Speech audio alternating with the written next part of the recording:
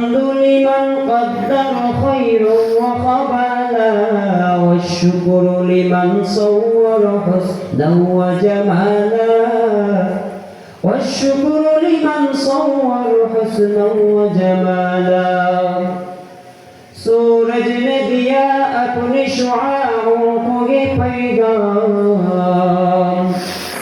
सूरज ने दिया अपने शुआओं को ये पैगाम दुनिया है अजब चीज कभी सुबह कभी शाम दुनिया है अजब चीज कभी सुबह कभी शाम ভালোবাসার জায়গা মদিনা ভালো লাগার জায়গা মদিনা ভালোবাসার জায়গা মদিনা ভালো লাগার জায়গা মদিনা এত সুন্দর জায়গা কোথাও দেখি না এত সুন্দর জায়গা কোথাও দেখি না সাজিয়েছেন দয়াল রব্বানা ভালো লাগার জায়গা মদিনা ভালোবাসার জায়গা মদিনা ভালো লাগার জায়গা মদিনা একদিন কবরে যাব কেউ তো যাবে না একদিন কবরে যাব কেউ তো যাবে না যাবে আমার শাহে মদিনা ভালো লাগার জায়গা মদিনা ভালোবাসার জায়গা মদিনা ভালো লাগার জায়গা মদিনা আলহামদুলিল্লাহ কাওয়াদি দক্ষিণ পাড়া মুশরিদ আয়োজিত আজকের ইসলামী মহাসম্মেলনের সম্মানিত মাননীয় শ্রদ্ধেয় সভাপতি হযরত উলামায়ে কেরাম এবং যুবক ভাইদের প্রচেষ্টায় আজকের এই মাহফিল এই জন্য শুকরিয়া আদায় করে যে আল্লাহ পাক এই মাহফিলে আসার বসার তৌফিক দিয়েছেন বলি আলহামদুলিল্লাহ। এই পৃথিবীতে আল্লাহ তাআলা আমাদেরকে সৃষ্টি করেছেন আল্লাহ তাআলার ইবাদত আর গোলামি করার জন্য। আর ইবাদত কিভাবে করতে হবে, ইবাদতের পদ্ধতি, খালেস ইবাদত করার মূল শিক্ষা হচ্ছে আমাদের জন্য এই দিনই মাহফিল, ঠিক না? এই মাহফিল হচ্ছে আল্লাহ পাকের একটি বড় নিয়ামত। তো আল্লাহ তাআলা বলেন তোমরা সব হালাতে আমার শুকরিয়া আদায় করবে, কারণ যদি আল্লাহ তাআলা শুকরিয়া আদায় করি আল্লাহ তাআলা নিয়ামত বাড়িয়ে দেন। কি করেন? এইজন্য আল্লাহ রাব্বুল আলামিন বলেন লাইন শাকারতুম লাযীদান্নাকুম ওয়া লাইন কাফারতুম ইন্না আযাবী লাশাদীদ। শুকরগুজার বান্দা হওরে দুনিয়ায়, যার কারণে নাজ-নিয়ামত বেড়ে যায়। শুকরগুজার বান্দা হওরে দুনিয়ায়, যার কারণে নাজ-নিয়ামত বেড়ে যায়। প্রভুর শুকর যদি আদায় না করো, প্রভুর শুকর যদি আদায় না করো, কঠিন আযাব হবে তোমার কবর। এজন্য আল্লাহ রাব্বুল আলামিন বলেন আমি আল্লাহ রাব্বুল আলামিন তোমাদেরকে এই পৃথিবীতে হাজারো হাজারো কোটি কোটি নিয়ামত দান করেছি।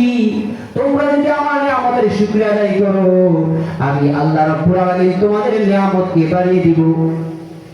আর আমি আল্লাহ রাব্বুল আলামিনের শুকরিয়া আদায় না করো, আল্লাহ রাব্বুল আলামিন তোমাদের নিয়ামতকে ছিনিয়ে নিয়ে যাবেন। শুধু তাই নয়, বরং আল্লাহ তোমাদেরকে কঠিন আযাব এবং গজবের মধ্যে গ্রেফতার করে ফেলবে। যদি শুকরিয়া আদায় করেন আল্লাহ নিয়ামত বাড়িয়ে দিবে। তবে আজকের এই দিনে 10 ডিসেম্বর, আজকের এই দিনে এই গ্রামবাসীর জন্য শুকরিয়া হলো মাহফিলে আসা, ঠিক না বলেন? একবার পড়া হয়েছে ব্যাককল, ব্যাককল বুঝেন তো, যার কোনো আকল নাই। তো বেড়াই চিন্তা করবো পড়া যেহেতু ব্যাককল, পড়া যদি বিয়ে সাথে না করাই একটা মাত্র ফল ফেলাই, তো ধন সম্পদ মানুষে খাইয়ে ফেলাইবো, তো ফলার একটা বিয়া করাই যাতে একটা নাতি পুতি হয়, তো আমার বংশধর এটা ধরতে পারবে, ঠিক না? এমন ব্যাককল ফলার মাঠে ঘটক কি ধরছে? এখন ঘটক কি কইছে আমনের ফলার যে ব্যাককল এটা তো বিয়া হয়ে দেখলে ঝামেলা আছে, কি করে ঝামেলা না? এই ব্যাককল এটা তো বিজি দিয়ে দিত না। ঘটকে কয় ঠিক আছে, আমার যদি টিয়া পয়সা মেলা বাড়ায় দেন তাহলে আমি রাজি আছি। বলো ঠিক আছে, এক কানি খেত ঘটককে লিখে দিয়ে দিলাম, জান তবু আমার ফলায় ভালো একটা মাইয়া বিয়া করানো। এখন ঘটকে চিন্তা করছে বিয়া তো করাই দেবো, কি করবি? এখন ঘটকে ওই ব্যাককল ফলায় কইছে দেখ আজকে আইতে তোর আজকে তোর বিয়া হোর বাই দিয়া বেশি কথা কইছ না, কারণ ব্যাককল যদি কথা কয় তাইলে হ্যাঁ যে ব্যাককল এভাবে যে বুঝে নেব, কি করে ঠিক না? তাহলে বিয়া আমি ভেঙে দেবো না, তো বিয়া হইলে পর তুই হাজার কথা কইছ। এখন ব্যাককলে হোর বাই গেছে আজকে বিয়া। এখন শ্বশুর বাড়িতে গেলে দেখবেন খাওয়া দাওয়ার পরে শালা শালিরা হাত ধোয়, দুলা ভাই হাত ধোয় না? এখন শালা শালিরা হাত ধোয়, টিটকারি মস্করা করে, দুলা ভাই কেমন খাইছেন? এখন হ্যাঁ তো ব্যাককল, হ্যাঁ তো না অর্থে কোনো কথা কইতো, হ্যাঁ কিছু কয় না, হ্যাঁ ওমা করে। এবং পোলাবাড়িতে দুলা ভাই ফেরা ধরে সিন্দি দেয়, এই করে সেই করে, জামাই লড়ে অনা সরে অনা। কারণ পোলাবাড়িতে কয় জামাইকে ব্যাককল নাকি? যেই কইছে এই কথা জামাই কয় আম্মা তাই যাইয়া বিয়া করো না, দুলা ভাই কে তা আমি যে ব্যাককল এটা বুঝ চালাইছি, আমি যে ব্যাককল এই যারা বুঝ চালাইছে, তো ঠিক তো দ্রুত ভাবে আজকাল যারা মাহফিলে আসে না তারাও যে ব্যাককল এটা আমরাও বুঝ চালাইছি, ঠিক এরকম। যারা আপন, যারা জ্ঞানী, যারা ইসলাম সম্পর্কে শিখতে চায়, যাদের মা বাবার কবরে সাইত নিজের মা বাবার কবরে আযাব মাফ করাতে চায়, তাদের জন্য আজকের এই মাহফিল, ঠিক কিনা বলেন? এই জন্য আল্লাহ পাক বলেন তোমরা আমার নিয়ামতের শুকরিয়া আদায় করো, শুকরিয়া আদায় করলে আমি আল্লাহ তোমাদের নিয়ামতকে বাড়িয়ে দেব। এই জন্য মুফাসসিররা কেরাম বলেন আল্লাহ রাব্বুল আলামিন এই পৃথিবীতে যা কিছু সৃষ্টি করেছেন, আসমান জমিন গ্রহ নক্ষত্র পৃথিবীতে যা কিছু রয়েছে সবকিছুই হচ্ছে আল্লাহ তাআলার কুদরত। রাসূল বলেন কি? আল্লাহ তাআলার কুদরত। কুদরত কাকে বলে? যেমন একটি কলা গাছ, ওই কলা গাছের ভিতর থেকে একটা আস্থা চলে বের হয়, একটা লাউ গাছ হাতের আঙ্গুল পরিমাণ চিকন গাছের লতি, ঠিক কিনা বলেন? সেই লাউ গাছের লতি থেকে এত বিশাল বড় একটা লাউ বের হয়। আপনি যদি বেলেট দিয়ে লাউ গাছ ছাড়েন, ভিতরে লাউয়ের একটা বিচিও পাবেন না। যদি কলা গাছ আপনি বেলেট দিয়ে ফাড়েন, এক কান্দা কলা কেন, একটা কলার শিকলাও আপনি কলা গাছের ভিতরে পাবেন না। তাহলে পৃথিবীতে যা কিছু দেখতে পাই সব কিছু আল্লাহ তাআলার কুদরত। অসংখ্য কুদরতের মাঝে আল্লাহ রাব্বুল আলামিন আপনাকে আমাকে যা দান করেছেন এইগুলো হচ্ছে আল্লাহ তাআলার নিয়ামত। কি বলেন? আল্লাহ পাক আপনাকে বাড়ি দিয়েছেন, গাড়ি দিয়েছেন, সন্তান দিয়েছেন, নাতি দিয়েছেন, সুস্থ রেখেছেন, জ্ঞান দিয়েছেন, বিবেক দিয়েছেন, এইগুলো হচ্ছে আল্লাহ তাআলার নিয়ামত। একটা হচ্ছে আল্লাহ তাআলার কুদরত, আরেকটা হচ্ছে আল্লাহ তাআলার নিয়ামত। আরেকটা জিনিস হলো সেটা হলো আল্লাহ পাকের হিকমত। তাহলে সেই জিনিস আল্লাহ পাক আপনাকে দান করেছেন, আল্লাহ আপনাকে জ্ঞান দিয়েছেন, বিবেক দিয়েছেন, সুস্থ রেখেছেন, এইগুলো কি আল্লাহ তাআলার নিয়ামত। আর যেগুলো আল্লাহ পাক দেয় নাই এইগুলো হিকমত। কি বলেন? একটা নিয়ামত আর একটা হিকমত।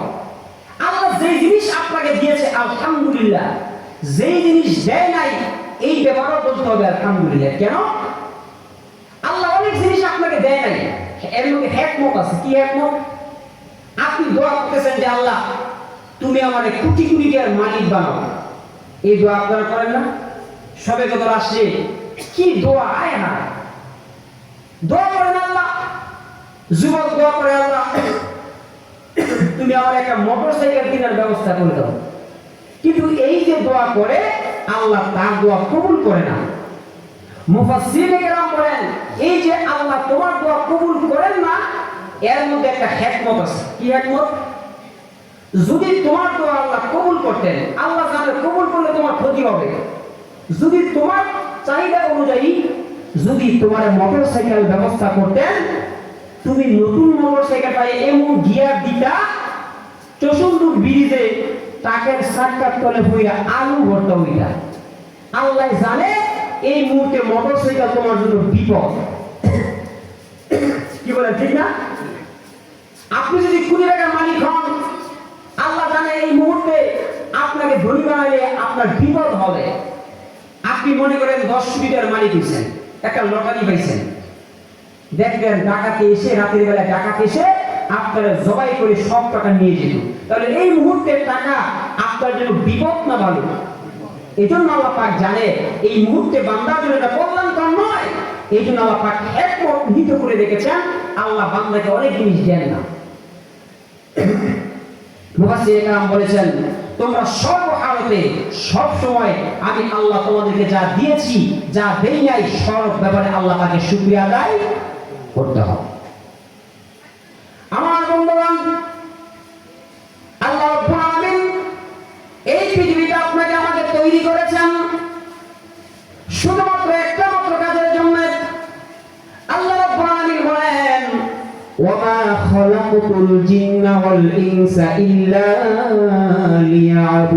লিয়াবুদুন। এই পৃথিবীতে মানুষকে আর জিনকে আমি আল্লাহ পাক সৃষ্টি করেছি শুধুমাত্র একটা মাত্র কাজের জন্য, আমার ইবাদত করার জন্য। কিসের জন্য বলেন? এই যে বাতি বানানো হয়েছে শুধুমাত্র আলো দেওয়ার জন্য, মাইক বানানো হয়েছে ছোট্ট আওয়াজকে বড় করার জন্য, ফ্যান পাখা বানানো হয়েছে বাতাস দেওয়ার জন্য, মোটর বানানো হয়েছে পানি দেওয়ার জন্য। ঠিক কিনা বলেন?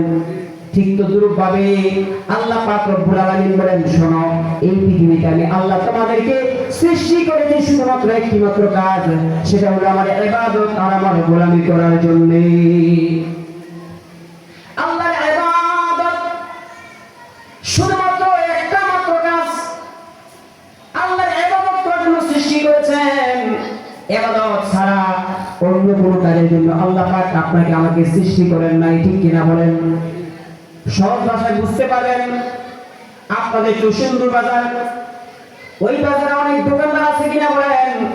ওই বাজারে অনেক দোকান আছে। কেউ কোন দোকানে মুদির চাউল বিক্রি করে, মুদির দোকানদার।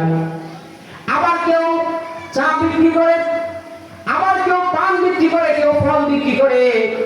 অনেক ধরনের দোকান আছে কিনা বলেন?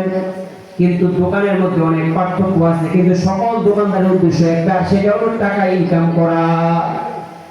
একজন ব্যক্তি টমটম চালায়, আছে না এরকম?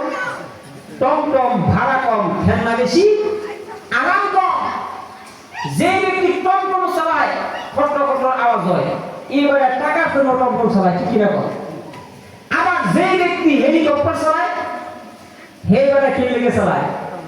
কি কথা বলে না? কিসের জন্য? যে ব্যক্তি বাথরুমের ট্যাঙ্কির ময়লা পরিষ্কার করে, সেও টাকার জন্যই করে। যে আতর বিক্রি করে বাইতুল মুকাররম গেটে বসে, সেও টাকার জন্যই করে। যে চুরি করে, এই টাকার জন্যই করে।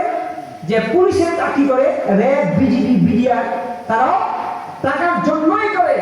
তাহলে দুনিয়ায় মানুষের কর্মক্ষেত্র ভিন্ন, কিন্তু ফলাফল হলো এক, সেটা হলো টাকা ইনকাম করা। ঠিক কিনা বলেন? ঠিক তদ্রূপ ভাবে এই পৃথিবীতে মানুষের পেশা ভিন্ন, মানুষের কর্ম ভিন্ন, কিন্তু আল্লাহ পাক বলেন, আমি আল্লাহ পৃথিবীতে তোমাদেরকে সৃষ্টি করেছি আমার ইবাদত আর গোলামি করার জন্য। আল্লাহ নবী বিশ্ব নবী মুহাম্মদ সাল্লাল্লাহু আলাইহি সাল্লামের দরবারে একজন যুবতী মেয়ের এসে বলল, ও আল্লাহর হাবিব, এই পৃথিবীতে আমি এমন একজন মানুষ, এই পৃথিবীতে আমার আপন বলতে কেউ নাই, আমার বাবা নাই, মা নাই, আমার ভাই বোনের কিছুই নাই। আপনি তো রহমাতুল লিল আলামিন, আপনি তো বিশ্ব নবী জনাবে মুহাম্মদ রাসূলুল্লাহ সাল্লাল্লাহু আলাইহি ওয়াসাল্লাম। ও আল্লাহর নবী, আপনার কাছে আমার একটা অনুরোধ থাকলো। আপনার তো অসংখ্য সাহাবায়ে কেরাম রয়েছে, আপনার অসংখ্য সাহাবায়ে কেরামদের থেকে একজন সাহাবীকে আপনি আমার সঙ্গে বিবাহ দেন। ওই মহিলা বলল, আল্লাহর হাবিব, আপনার অসংখ্য সাহাবীদের থেকে একজন সাহাবীকে আমার সঙ্গে কি দেন? বিবাহ দেন। এখন বিবাহ যখন কথা আসলো, নবী জিজ্ঞেস করলেন, আচ্ছা তোমার কেমন জামাই পছন্দ? কি বলেন, আমাদের দেশে বিবাহের সময় আমরা জামাই তালাশ করি, জামাই সরকারি চাকরিজীবী কিনা, বাজারে দোকান আছে কিনা, জামাই বিদেশ থাকে কিনা, আমরা তালাশ করি না? তো ঠিক তদ্রুপ ভাবে নবীজি জিজ্ঞেস করলেন যে তোমার কেমন জামাই দরকার? ওই লোক কি বলল, আল্লাহর হাবিব আমি এমন স্বামী আমার পছন্দ যার মধ্যে 3টা গুণ পাওয়া যাবে। বলেন কয়টা গুণ? যদি কোনো ব্যক্তির মধ্যে 3টা গুণ পাওয়া যায়, ওই ব্যক্তি যদি গরিব হয়, হাফসি গোলামও যদি হয়, আমার কোনো দাবি থাকবে না, আমি ওইটাকে বিবাহ করতে চাই। যদি 3 গুণ কারোর মধ্যে পাওয়া না যায়, আমি তাহলে বিবাহ করতে রাজি নয়। নবী জিজ্ঞেস করলেন তোমার কি 3 গুণ বলো। এবার কি হলো, আল্লাহর হাবিব আমার বিবাহের প্রথম শর্ত হলো স্বামী এমন হতে হবে যেই ব্যক্তি একটা গুণ হলো সারা রাত আল্লাহর ইবাদতের মধ্যে কাটাইতে হবে। প্রথম শর্ত জামাই এমন হতে হইব যেই জামাই সারা রাত কোনো ঘুম নাই। কি বলেন, এশার নামাজ থেকে ফজর নামাজ পর্যন্ত শুধুমাত্র নফল নামাজ পড়ে কাটাইবে। কি করে কাটাইবে? কোনো ঘুম নাই, শুধু এক রাত না, সারা জীবন। আমরা এই শর্তটা সহজ না কঠিন? কঠিন না? এটা হলো 1 নম্বর শর্ত। আমার 2 নম্বর শর্ত হলো জামাইটা এমন হতে হবে যেই জামাই সারা বছর রোজা রাখবো। কথা বলবেন, কি রাখবে?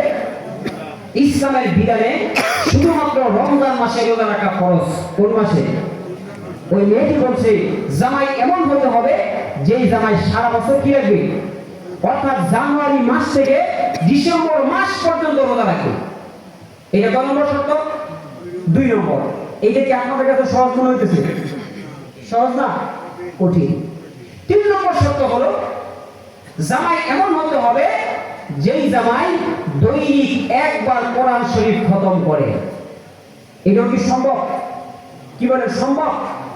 সারা জীবনের আমল যদি এই 3 গুণ কোনো ব্যক্তি পাওয়া যায়, আগে থেকে বিবাহ করতে রাজি।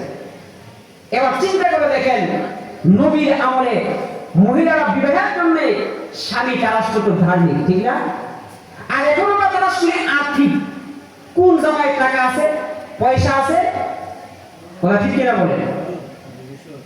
এবার আল্লাহর হাবিব এই 3টা শব্দ শোনার পরে সাহাবায়ে কেরামদেরকে বললেন, আমার সাহাবীরা রে, তোমাদের মধ্যে এমন কে আছে যুবতীকে বিবাহ করতে চাও? যেহেতু বিবাহের প্রস্তাব দিচ্ছেন স্বয়ং বিশ্বনবী মুহাম্মদ সাল্লাল্লাহু আলাইহি ওয়াসাল্লাম, সকলেই তো বিবাহ করতে রাজি। কিন্তু সবাই যখন 3টা শর্তের দিকে যখন তাকায়, সারা ইবাদতের মধ্যে কাটানো, সারা বছর রোজা রাখা, দৈনিক 1 বার কোরআন শরীফ খতম করে দেব কারো পক্ষে সম্ভব নয়। সকলে যখন চক্ষু বন্ধ করে হায় হায় আমরা তো সারা ইবাদত করি, কিন্তু মাঝে মাঝে মিস্টেক হয়ে যায়। আমরা তো সারা বছর রোজা রাখি, কিন্তু মাঝে মধ্যে রোজা ভঙ্গ হয়ে যায়। আমরা তো কোরআন খতম করি, কিন্তু মাঝে মধ্যে তো মিস্টেক হয়ে যায়। এইভাবে সমস্ত সাহাবায়ে কেরাম শুধু চিন্তা করে সকলে মাথা নিচের দিকে হয়ে গেল। একজন বুদ্ধিমতী সাহাবী হাত তুলে বলল, আল্লাহর হাবিব এই 3 গুণ আমার মধ্যে বিদ্যমান রয়েছে। ওই সাহাবী বলতেছে, আল্লাহর নবী এই গুণ, এই 3 গুণ কার মধ্যে আছে? মহিলা বলতেছে এই 3 গুণ আমার মধ্যে আছে। যেমন জামাই তালাশ করো, এমন জামাই। আপনি কি রাগ নাকি আমার সাথে? আর আমাদের দেশে বিবাহ হয়, মেয়ে আগে 3টা বিবাহ হয়েছে, ছেলে আগে এরকম যে যেমন মিলে তেমন, রাজার মিলে রানী, হাফসার হাফসি মিলে কানার মিলে কানি, ঠিক কিনা বলে? তো নবী করিম সাল্লাল্লাহু আলাইহি সাল্লাম যেমন জামাই তালাশ করলেন এমন জামাই পাওয়া গেল। এবার নবীজি নিজে ওই বিবাহ পড়ালেন। বিবাহ পড়ানোর পরে এখন তাদের জীবনের যে প্রথম রাত, সেটাকে বলা হয় কি রাত? বাসর রাত, ঠিক না? ওই সাহাবী বাসর রাতে এমন এক ঘুম দিছে, এশার নামাজ পড়ে এক ঘুম দিছে, এক ঘুমে ফজর। কথা বলেন, এক ঘুমে কি? তাইলে বিবাহের প্রথম শর্ত কি আছে? সারা রাত ইবাদত করতে হবে, নফল নামাজ পড়তে হবে, জিকির আজকার করতে হবে, কোনো ঘুম নাই। তো বউ মনে মনে ভাবে যেহেতু প্রথম রাত, দেখি কালকে কি অবস্থা। আচ্ছা, এরপরে দিন সকালবেলা ঘুম থেকে উঠে ওটের গোস্ত রুটি দিয়া পেট দইরা খাইয়া গেছে খেত কাম করতো খেজুর বাগানে। এবার আমরা এই করি খাইলে কি হয়, তাইলে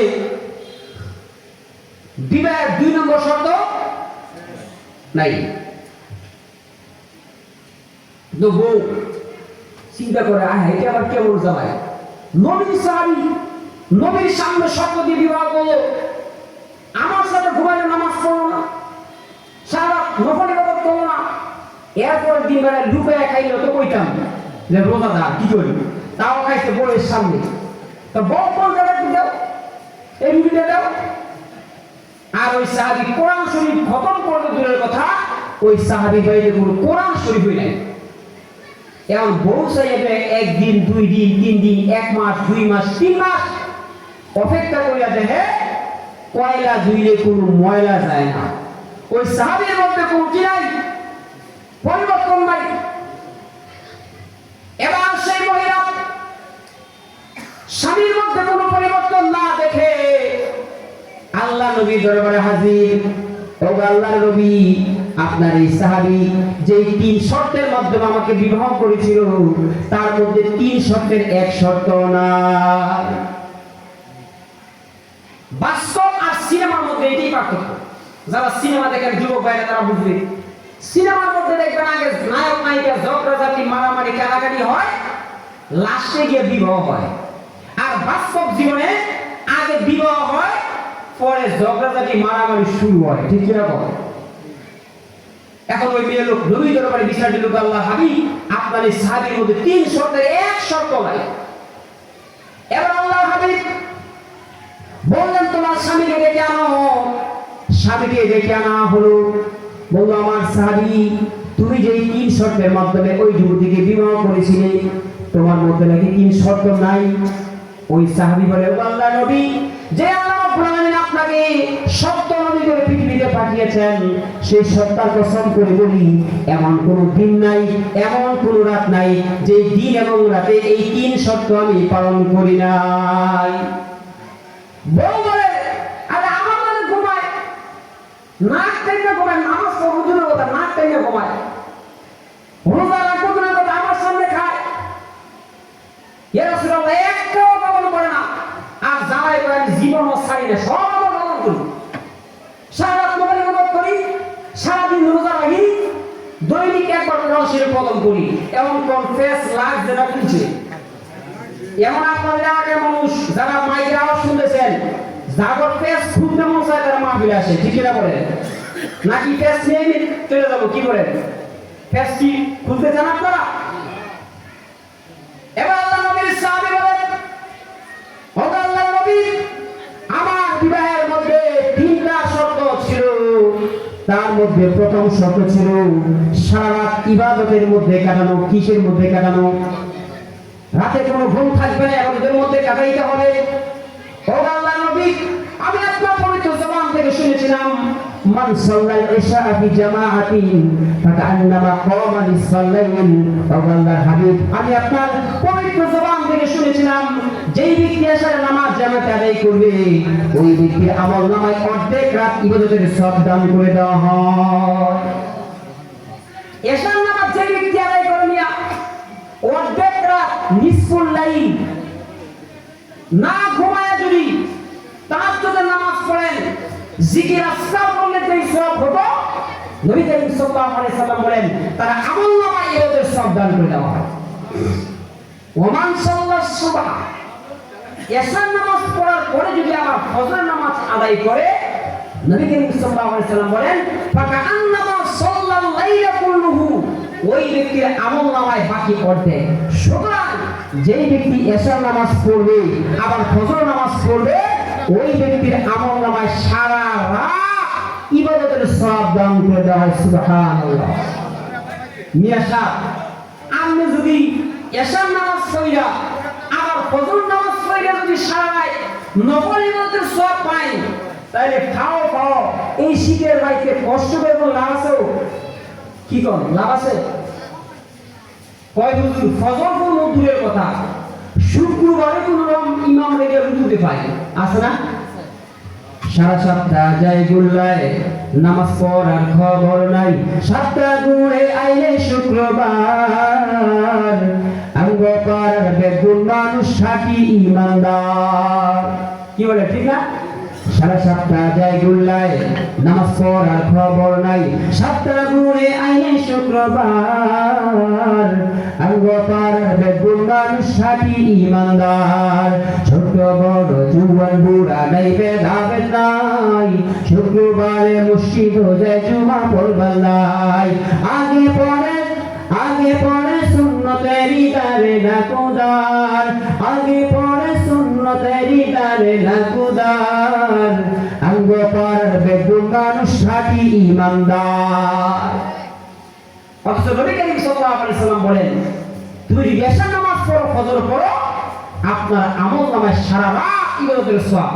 তাই ওই সাহাবী বিবাহের 3 শর্তে 1 শর্ত পাইছেন, বুঝা পাইছেন কিনা বল? আবার ওয়াজের পরে বুঝাবুঝি করে না, হুজুরে কই কাজ লাগাই দিয়ে গেল, কি বল? এবার আল্লাহ নবীর সাহাবী বলেন, ও আল্লাহর নবী, আমার বিবাহের 2 নম্বর শর্ত ছিল সারা বছর রোজা রাখা। ও আল্লাহর নবী, আমি আপনার পবিত্র জবান থেকে শুনেছিলাম, মান সামা রমাদানা থুম্মা আতবাহু সিত্তাম মিন শাওয়াল কানা কাসিয়ামিদ দাহরি কুল্লিহি। ও আল্লাহর নবী, আপনি বলেছিলেন যে ব্যক্তি রমজান মাসে ফরজ রোজা রাখার পরে শাওয়াল মাসের 6টি রোজা রাখবে, ওই ব্যক্তির আমলনামায় সারা বছর রোজার সওয়াব লিখে দেওয়া হয়। রমজানের পরে যদি কোন ব্যক্তি শাওয়াল মাসের কয় রোজা 6 রোজা রাখে, কানা কাসিয়ামিদ দাহরি কুল্লিহি, ওই ব্যক্তির আমলনামায় সারা বছর রোজার অটল সওয়াব লিখে দেওয়া হয়। এবার চিন্তা করেন, রমজানের রোজা কারা রাখছেন, কারা ভাঙছেন? যদি রমজানের রোজা রেখে থাকেন, এরপরে যদি শাওয়ালের 6 রোজা রেখে থাকেন, এটা আমার মৌলবীর কথা নয়, আপনাদের ইমাম সাহেবের কথা নয়। কে বলেছেন? বিশ্ব নবী বলেন, ওই ব্যক্তির আমলনামায় সারা বছর রোজার সওয়াব। আল্লাহ রাব্বুল আলামিন বলেন, মান জাআ বিল হাসানাতি ফালাহু আশরু আমসালিহা, যে ব্যক্তি একটা নেক কাজ করবে, ওই ব্যক্তির আমলনামায় 10 গুণ সওয়াব দান করে দেন কে? একটা নেক আমল করবে, আল্লাহ তার বিনিময়ে 10টা নেকি দান করেন। কয় নেকি? সর্বনিম্ন 10 নেকি। এবার হিসাব মিলাই, কোন ব্যক্তি যদি দৈনিক 1 ওয়াক্ত নামাজ পড়ে, আল্লাহর বিধানে 10 ওয়াক্ত নামাজের সওয়াব। কথা বলেন কয় ওয়াক্ত? তাহলে যে ব্যক্তি 5 ওয়াক্ত নামাজ আদায় করে, ওই ব্যক্তির আমলনামায় কত ওয়াক্ত সওয়াব? 50 ওয়াক্ত। এবার আসেন রমজান। কোন ব্যক্তি যদি রমজান মাসে 1টি রোজা রাখে, আল্লাহর বিধানে সে রোজা রাখলো 10টা। কয়টা? আপনি রাখলেন 1 রোজা, ফেরেশতায় লিখলো যে তাওয়াদি এলাকার শাহ আলম সাহেব 10 রোজা রাখছে, ফেরেশতা কি দেয়? 1 রোজা লেখে না, কয় রোজা লেখে? এবার যদি আপনি 10 রোজা রাখেন, 10 10 কত? 100। 20 রোজা রাখলে 200, 30 রোজা রাখলে 300। তাহলে নবীজি বলেন, যেই ব্যক্তি রমজান মাসে 30 রোজা রাখলো, ওই ব্যক্তি যেন রমজান মাস নয় 300 রোজা রাখলো। কয়শো রোজা? এবার শাওয়াল মাসের 6 রোজা রাখলে 6 10 কত? 60। এদিক দিয়া রমজানের 300 আর শাওয়ালের 60, এবার পঞ্চে কত হইছে? 360। এবার কোন বছর হয় কয় দিন? বছর হয় 365 দিন। কয় দিন? 365 দিন প্লাস 6 ঘন্টা মিলে 1 বছর হয়। তাহলে আমরা হিসাবে পাইলাম, এদিক দিয়ে রমজানের 300 রোজা, শাওয়ালের 60 রোজা, 360, বাকি থাকে কয় দিন? 5 দিন। কয় দিন? নবীজি বলেন, এই 5 দিন বছরের মধ্যে 5 দিন রোজা রাখা হারাম। রোজা রাখা কি? নিষেধ। কোন 5 দিন? একটা হলো রোজার ঈদের দিন, রোজা রাখা হারাম। আরেকটা একটা বকরিদের দিন রোজা রাখা হারাম এবং বকরিদের পরের 3 দিন, অর্থাৎ বকরি ঈদ সহ 4, রোজার ঈদের দিন সহ 5, মোট বছরে 5 দিন রোজা রাখা হারাম। তাহলে নবীজি বলেন যেই ব্যক্তি রমজানের পরে শাওয়ালের 6 রোজা রাখবে, আল্লাহ পাক ওই ব্যক্তির আমলনামায় সারা বছর রোজার সওয়াব। এবার আরেকটি প্রাথমিক কথা বলে দেই যে বছর হয় 365 দিন, সাথে থাকে 6 ঘন্টা। কয় ঘন্টা? এজন্য আপনারা জানেন ফেব্রুয়ারি মাস কয় দিনে হয় জানেন? 28 দিনে। কয় দিনে হয়? ফেব্রুয়ারি মাস হয় 28 দিনে, কিন্তু 4 বছর পরে পরে ফেব্রুয়ারি মাস হয় 29 দিনে। কেন জানেন? কারণ প্রথম বছরের যে হাতে 6 ঘন্টা থাকে, এর পরের বছর 6 ঘন্টা, কয় ঘন্টা হলো? 12 ঘন্টা। এর পরের বছর আবার 6 ঘন্টা, 3 6 18 ঘন্টা। এর পরের বছর আবার 4 ঘন্টা। 4 বছরের 6 ঘন্টা মিলালে 4 6 24, 24 ঘন্টা সমান সমান একদিন, যাকে বলা হয় 1 লিপ ইয়ার। এই একদিন এটা ফেব্রুয়ারি মাসের সাথে যোগ করে দেওয়া হয়। কথা বুঝতে পেরেছেন? এবার সাহাবী বলে, ও আল্লাহর নবী, আমার বিবাহের 2 নম্বর শর্ত ছিল যে সারা বছর রোজা রাখা। আমি রমজানের রোজা রাখা, শাওয়ালের রোজা রাখা মাত্র বিয়েটা করছি। কি বলুন? রমজানের রোজা রাখা শেষ, শাওয়ালের রোজা রাখা শেষ, মাত্র বিয়েটা কি করছি? তাইলে আমার যদি আপনার কথা অনুযায়ী রমজানের রোজা রাখলে, শাওয়ালের রোজা রাখলে সারা বছর কত সওয়াব, তাইলে আমার সারা বছর না খাইয়ে তার কষ্ট করা কি দরকার? কি বলেন? এবার আল্লাহ নবীর সাহাবী বলেন, ও আল্লাহর নবী, আমার বিয়ের মধ্যে 3 নম্বর শর্ত ছিল দৈনিক একবার কোরআন শরীফ খতম করা, আলহামদুলিল্লাহ সূরা থেকে সূরা নাস পর্যন্ত একবার খতম করা। ও আল্লাহর নবী, আমি আপনার পবিত্র জবান থেকে শুনেছিলাম যেই ব্যক্তি সূরা ইখলাস, কোন সূরা বলেন? সূরা ইখলাস, নাকি আপনারা বলেন কুল হুয়াল্লাহ সূরা? কোন সূরা? আল্লাহর হাবিব বলেন কোন ব্যক্তি যদি সূরা ইখলাস একবার তেলাওয়াত করবে, ওই ব্যক্তির আমলনামায় 10 পারা কোরআন তেলাওয়াতের সওয়াব দান করে দেওয়া হয়। কুল হুয়াল্লাহু আহাদ, আল্লাহুস সামাদ, লাম ইয়ালিদ ওয়া লাম ইউলাদ ওয়া লাম ইয়াকুল লাহু কুফুয়ান আহাদ। যে ব্যক্তি তেলাওয়াত করেছে অথবা যে ব্যক্তি আমার তেলাওয়াত শুনেছে, আল্লাহর নবীর ভাষ্য অনুযায়ী প্রত্যেকের আমলনামায় 10 পারা কোরআন তেলাওয়াতের সওয়াব লিখে দেওয়া হয়ে গেছে। ও আল্লাহর নবী, যেই ব্যক্তি একবার সূরা ইখলাস তেলাওয়াত করবে, ওই ব্যক্তির আমলনামায় 10 পারা। যে ব্যক্তি কুল হুয়াল্লাহ সূরা 2 বার তেলাওয়াত করবে, তার আমলনামায় কয় পারা? 20 পারা। যে ব্যক্তি সূরা ইখলাস কুল হুয়াল্লাহ সূরা 3 বার তেলাওয়াত করবে, ওই ব্যক্তির আমলনামায় 30 পারা। এবার বলেন কোরআন কয় পারা? কোরআন হলো 30 পারা। ও আল্লাহর নবী, আমি তো এমন কোন রাত নাই যে রাতে বালিশের মধ্যে মাথা লাগানোর আগে 3 বার কুল হুয়াল্লাহ সূরা না পড়ে বালিশে মাথা লাগাই না। এই কথা বলার পরে সাহাবী যে 3 শর্তের মাধ্যমে বিবাহ করেছিল, এবার মহিলা বলতেছে, আল্লাহর নবী, আপনার উম্মতের জন্য এত অফার, এত অফার, এটা তো আমার আগে জানা ছিল না। আপনি কেমন নবীর উম্মত হইছেন চিন্তা করছেন? একটা বার চক্ষু বন্ধ করে চিন্তা করেন, কেমন নবীর উম্মত? জান্নাত আপনার হাতের কাছে। কোথায়? আল্লাহর হাবিব বলেন, কোন ব্যক্তি যদি মা বাবার দিকে ভালোবাসার নজরে একবার তাকায়, আল্লাহ নবী বলেন ওই সন্তানের আমলনামায় 1টি কবুল হজের সওয়াব দান করে দেওয়া হয়। এই হাদিস শোনার পরে সাহাবায়ে কেরাম বললেন, আল্লাহর নবী, ওয়া ইন্না কুল্লা ইয়াউমিন মিআতা মাররা, যদি কোনো সন্তান তার মা বাবার দিকে দৈনিক 100 বার তাকায় তাহলে কি হবে? নবীজি বলেন, হ্যাঁ, কোনো সন্তান যদি তার মা বাবার দিকে দৈনিক 100 বার তাকায়, আল্লাহ পাক সন্তানের আমলনামায় 100 কবুল হজের সওয়াব দান করে দিবেন। কোন ব্যক্তি যদি রমজানুল মুবারকের রমজান মাসে 1টি নফল ইবাদত করে, ওই ব্যক্তির আমলনামায় 1টি ফরজের সমান সওয়াব লিখে দেওয়া হয়।